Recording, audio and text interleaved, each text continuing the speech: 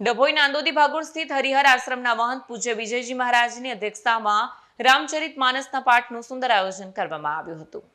ડભોઈના નાંદોદી ભાગોળ સ્થિત હરિહર આશ્રમ ખાતે મહંત વિજયજી મહારાજની અધ્યક્ષતામાં રામચરિત માનસના અખંડ પાઠનું આયોજન કરવામાં આવ્યું।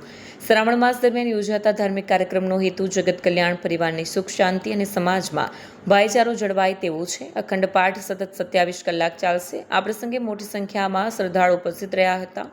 आगामी नवनाथ कावड़ यात्रा में मोटी संख्या में जोड़ावा महंत विजयजी महाराज भक्तों ने अपील करी है।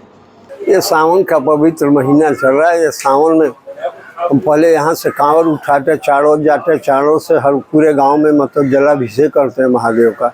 उसके बाद ये पवित्र महीना के अंतर्गत हमने रामचरित मानस का पाठ रखा है।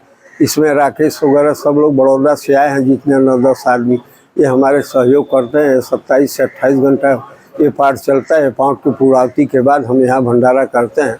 इसके बाद जो है तो हम नवनाथ बड़ौदा के कांवड़ उठाते हैं, वहाँ भी पूर्णावती करते हैं, वहाँ भी भंडारा करते हैं। इसलिए सावन महीना के पवित्र महीने में ही भगवान शिव को रिझाने के लिए जो भी धार्मिक रीत से कर्म किया जाता है वो हम करते हैं, जिससे देश का कल्याण हो और इसमें भागीदारी होने वाले भी इनका भी कल्याण हो। भगवान रिझ जाएंगे तो देश में कोई पनौती नहीं आएगी। वीडियो जर्नलिस्ट फजल रजा खत्री साथी सत्या टीवी न्यूज़ डभोई।